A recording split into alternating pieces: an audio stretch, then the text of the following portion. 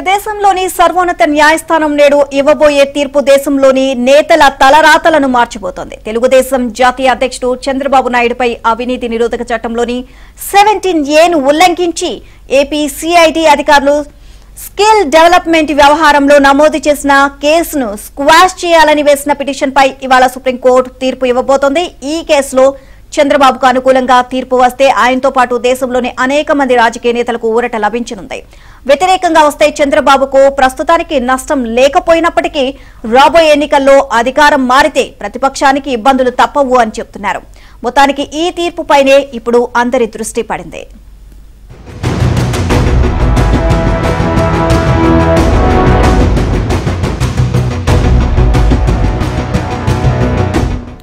ఇక రాష్ట్రంలోని 2019లో అధికార మార్పిడి తర్వాత ప్రధాన ప్రతిపక్షమైన తెలుగుదేశం నేతలపై వైసీపీ ప్రభుత్వం కక్ష సాధింపు చర్యలకు దిగింది.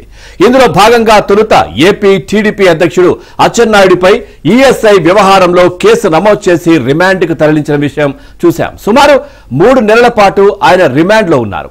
ఆ తర్వాత వివిధ కేసుల్లో మాజీ మంత్రులు దేవినేని ఉమా, కొల్లు రవీంద్ర, చింతకాయల అయ్యన్న పాత్రుడు, మాజీ ఎమ్మెల్యేలు ధూళిపాల నరేంద్ర, బీసీ జనార్దన్ రెడ్డి, చింతమనేని ప్రభాకర్, నల్లమిల్లి రామకృష్ణారెడ్డి, బండారు సత్యనారాయణ మూర్తి ఇంకా అనేక మంది నేతలపై కేసులు నమోదు చేశారు. చివరకు సోషల్ మీడియాలో పోస్ట్ పెట్టిన వారిని సైతం ఏపీ సిఐడి పోలీసులు అదుపులోకి తీసుకుని 3rd డిగ్రీ ప్రయోగించారని అనేక మంది న్యాయమూర్తులకు ఫిర్యాదు చేశారు. చివరకు టీడీపీ అధినేత చంద్రబాబును సైతం ప్రభుత్వం వదలలేదు.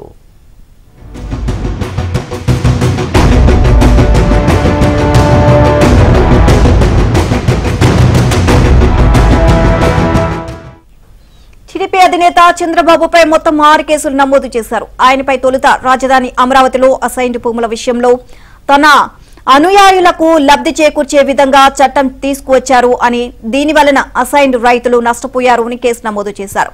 ఆ తర్వాత రాజధాని ఇన్నర్ రింగ్ రోడ్ అలైన్మెంట్ మార్పు case, skill development case, AP fibre grid కేసులు నమోదయ్యాయి. స్కిల్ కేసులో సిఐడి అధికారులు చంద్రబాబును అరెస్ట్ చేసి జ్యుడిషియల్ రిమాండ్కు తరలించినప్పుడు ఆయనపై సిఐడి అధికారులు ఇసుక కేసు, మద్యం కేసులు నమోదు చేసింది. ఇందులో చంద్రబాబు తనకు ముందస్తు బెయిల్ ఇవ్వాలని వేసిన పిటిషన్లలో ఐఆర్ఆర్ కేసు, ఇసుక, మద్యం కేసుల్లో చంద్రబాబుకు హైకోర్టు 5 రోజుల క్రితం ముందస్తు బెయిల్ మంజూరు చేసింది. అంతకుముందు ఏపీ ఫైబర్ గ్రిడ్ కేసులో టీడీపీ అధినేత చంద్రబాబు ముందస్తు బెయిల్ పిటిషన్ను హైకోర్టు కొట్టివేయగా సుప్రీంకోర్టులో బాబు తరపు న్యాయవాదులు పిటిషన్ వేశారు. అక్కడ ఈ కేసు పెండింగ్ లో ఉంది. స్కిల్ డెవలప్మెంట్ కేసులో చంద్రబాబుకు హైకోర్టు రెగ్యులర్ మంజూరు చేసింది.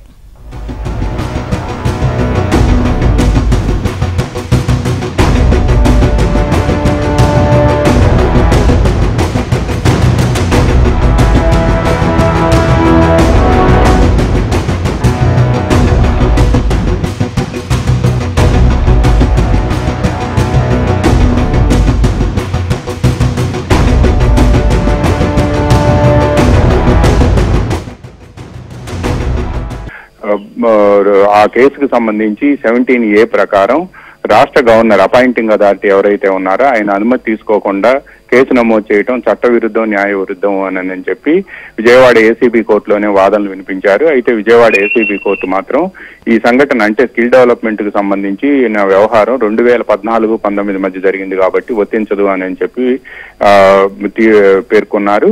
ఇక రాష్ట్ర హైకోర్టు మాత్రం తమకు తెలియకుండా జరిగిన నేరానికి సంబంధించి మాత్రమే 17A వర్తిస్తుంది అని చెప్పి అటు ఇంటెన్షనల్ గా చేశారా లేదా అనేది ఈ ట్రయల్లో ఈ దశలో మేము మినీ ట్రయల్ నిర్వహించలేము అని చెప్పి రాష్ట్ర హైకోర్టు స్పష్టం చేసి క్వాష్ పిటిషన్ కొట్టివేసింది. దీంతో ఈ 2 తీర్పులను సవాల్ చేస్తూ టీడీపీ అధినేత చంద్రబాబు నాయుడు సుప్రీంకోర్టులో పిటిషన్ దాఖలు చేశారు.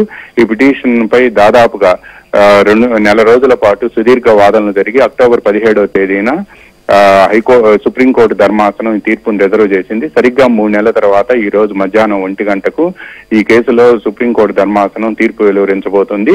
17Aకి సంబంధించి చంద్రబాబు తరపున దేశంలోని సుప్రసిద్ధ న్యాయవాదులు హరీష్ సాల్వే, సిద్ధార్థ లోత్రా వాదనలు వినిపించారు. ఇక ప్రభుత్వం తరపున సిఐడి తరపున కూడా ప్రధానంగా ముకుల్ రోహత్కి వాదనలు వినిపించారు. ఈ వాదనల సందర్భంగా చాలా ఆసక్తికరమైన సంవాదం జరిగింది. 17A అనేది ఎప్పుడైతే ఎఫ్ఐఆర్ నమోదైందో ఎఫ్ఐఆర్ నమోదైన డేట్ ని మాత్రమే తీసుకోవాలని, నేరం జరిగిన సమయం కాదు ఎఫ్ఐఆర్ నమోదైన సమయం నుంచే అది వర్తిస్తుంది అని కూడా పేర్కొన్నారు. దీంతో పాటు 17A ప్రకారం అపాయింటింగ్ అథారిటీ అయిన గవర్నర్ అనుమతి తీసుకోకుండా ఏ కేసు నమోదు చేసినా కూడా అది చెల్లదు అని చెప్పి ఒక దర్యాప్తు ప్రారంభించాలన్నా కూడా అనుమతి అవసరము అని కూడా స్పష్టం చేశారు. ఇక ఈ 17Aకి సంబంధించి 2018లో కేంద్ర ప్రభుత్వం తీసుకొచ్చిన చట్టం, అంతకుముందు 17 అవినీతి నిరోధక చట్టంలోని 17 ఉంటే దానికి అమెండ్మెంట్ చేసి చేర్చారు. అంటే రిజ్యూమ్ రివెంజ్ తీసుకుంటున్నాయి కొన్ని పక్షాలు. గతంలో అధికారంలో ఉండి తీసుకున్న విధానపరమైన నిర్ణయాలను తర్వాత వచ్చిన ప్రభుత్వం, అధికారం మార్పిడి జరిగిన తర్వాత వచ్చిన ప్రభుత్వం రిజ్యూమ్ రివెంజ్ తీసుకుంటుంది, కక్ష సాధింపు చర్యలకు దిగుతుంది. అలా చేయకుండా ఉండేందుకు రాష్ట్ర గవర్నర్ అనుమతి తీసుకోవాలి అని చెప్పి 17A చట్టంలో చేర్చారు. ఈ అమెండ్మెంట్ ప్రకారం ఇప్పుడు చంద్రబాబు పై నమోదైన కేసులు మొత్తం 6 కేసులు ఆయన మీద నమోదయ్యాయి. అసైన్ ల్యాండ్స్ యాక్ట్ చట్టంలో అనుయాయులకు లబ్ధి కలిగే విధంగా తీసుకొచ్చారని, దీనివల్ల రాజధానిలో ఉన్న పేద రైతులు నష్టపోయారని మొదటి కేసు అయితే, ఆ తర్వాత AP fibre grid, skill development కేసుతో పాటు ఇసుక, మద్యం కేసులు కూడా నమోదయ్యాయి. చంద్రబాబుని 53 రోజుల పాటు జ్యుడిషియల్ రిమాండ్ లో ఉంచారు. ఈ జ్యుడిషియల్ రిమాండ్ లో ఉన్న సమయంలోనే చంద్రబాబుపై రాష్ట్ర ప్రభుత్వం కొత్తగా 2 కేసులు నమోదు చేసింది. ఉచిత ఇసుక ఇవ్వటం వలన రాష్ట్ర ఖజానాకు నష్టం వాటిల్లింది అని చెప్పి ఆయన మీద మరో కేసు నమోదు చేసింది. ఇక మద్యానికి సంబంధించి కొన్ని డిస్టిలరీలకు అయాచిత లబ్ధి కలిగించారు అని చెప్పి కూడా పేర్కొంటూ మరో కేసు నమోదు చేసింది. అయితే ఈ స్కిల్ కేసులో ఇప్పటికే చంద్రబాబుకు రాష్ట్ర హైకోర్టు రెగ్యులర్ బెయిల్ ఇచ్చింది. ఇక మద్యం case, inner ring road alignment కేసుతో పాటు ఇసుక కేసు, ఈ మూడిట్లో కూడా ఇటీవల ముందస్తు బెయిల్ మంజూరు చేసింది. ఏపీ ఫైబర్ గ్రిడ్ కు సంబంధించి రాష్ట్ర హైకోర్టు ఆయనకు ముందస్తు బెయిల్ ఇచ్చేందుకు నిరాకరించడంతో దర్యాప్తు దశలో తాము ఇవ్వలేము అని పేర్కొంది. ఈ నేపథ్యంలో ఆ తీర్పును సవాల్ చేస్తూ చంద్రబాబు సుప్రీంకోర్టులో ముందస్తు బెయిల్ పిటిషన్ దాఖలు చేశారు. ఈ ముందస్తు బెయిల్ పిటిషన్ ప్రస్తుతం సుప్రీంకోర్టులో పెండింగ్ లో ఉంది. ఈ రోజు 17Aకి సంబంధించి చంద్రబాబుకి అనుకూలంగా రాకపోయినప్పటికీ కూడా ఆయనకి జరిగే నష్టం అయితే ఏమీ ఉండదు. కానీ బట్ వచ్చే ఇప్పుడున్న ప్రభుత్వం మీద ఆ తర్వాత అధికారం మార్పిడి జరిగితే 2024 ఎన్నికల్లో అప్పుడు ఇప్పుడు తీసుకున్న విధానపరమైన నిర్ణయాలను సమీక్షించి కేసులు నమోదు చేస్తే ఇప్పుడున్న ప్రభుత్వ అధినేతలు కానీ, ప్రభుత్వంలో ఉన్న వ్యక్తులు కానీ, అంటే ఈ రాష్ట్రంలోనే కాదు ఏ రాష్ట్రంలో అయినా కూడా ఇబ్బంది పడే అవకాశం ఉంటుంది. అయితే 17Aకి సంబంధించి తప్పనిసరిగా గవర్నర్ అనుమతి తీసుకోవాలని అసలు అమెండ్మెంట్ తీసుకొచ్చినప్పుడు ఇక అమెండ్మెంట్ తీసుకొచ్చిన దానికి అర్థమే ఉంటుంది అని చెప్పి కూడా హరీష్ సాల్వే ప్రశ్నించారు. నేరం జరిగిన సమయం కాదు, నేరం జరిగిన దానికి సంబంధించి దర్యాప్తు, అదే విధంగా దీని ఎఫ్ఐఆర్ నమోదు చేసిన అంశాన్ని పరిగణలోకి తీసుకోవాలి అనే వాదనలు వినిపించారు. సుప్రీంకోర్టు ధర్మాసనం కూడా కేసు విచారణ, వాద ప్రతివాదనల సమయంలో అనేక కీలక ప్రశ్నలు లేవనెత్తింది. అయితే రాష్ట్ర ప్రభుత్వం తరఫున ముకుల్ రోహత్ కి వాదనలు వినిపిస్తూ నేర స్వభావాన్ని, అదే విధంగా దాంట్లో ఇన్వాల్వ్ అయిన మనీని చూడాలే గాని 70 రూల్స్ నిబంధనల పేరిట దాన్ని కొట్టివేయాలనటం సమంజసం కాదు అనే వాదనలు వినిపించారు. ఈ నేపథ్యంలోనే సుప్రీంకోర్టు ఇరుపక్షాల వాదనలు పూర్తయిన తర్వాత సీనియర్ న్యాయవాదులు కావడంతో వాళ్ళ లిఖితపూర్వక వాదనలు సమర్పించాలని ఆదేశించింది. ఆ లిఖితపూర్వక వాదనలు సమర్పించిన తర్వాత గత ఏడాది అక్టోబర్ 17వ తేదీన తీర్పును రిజర్వ్ చేసింది. 3 నెలల తర్వాత ఈ రోజు రానున్న తీర్పు రాష్ట్ర రాజకీయాల్లోనూ దేశ న్యాయ చరిత్రలోనూ అత్యంత కీలకమైందిగా భావిస్తూ ఉన్నారు. తీర్పు ఏ విధంగా అంటే 17A వర్తిస్తుందా లేదా అని ఎలా వచ్చినప్పటికీ కూడా బట్ లీగల్ హిస్టరీలో మాత్రం ఇది అత్యంత కీలకమైంది. రికార్డ్స్ లో కూడా, ఆల్ ఇండియా లా రికార్డ్స్ లో కూడా వీటిని ఈ తీర్పును పేర్కొనే అవకాశం ఉంది. గతంలో యశ్వంత్ సిన్హా కేసు కానీ, కర్ణాటకలోని యడ్యూరప్ప కేసులో కానీ సుప్రీంకోర్టు 17A వర్తిస్తుంది, తప్పనిసరిగా అనుమతి తీసుకోవాల్సిందే అని చెప్పి కూడా సుప్రీంకోర్టు స్పష్టం చేసింది. గవర్నర్ అనుమతి తీసుకోకుండా ఇటువంటి కేసులు నమోదు చేయడం అనేది చట్టా న్యాయ ప్రకారం చెల్లదు.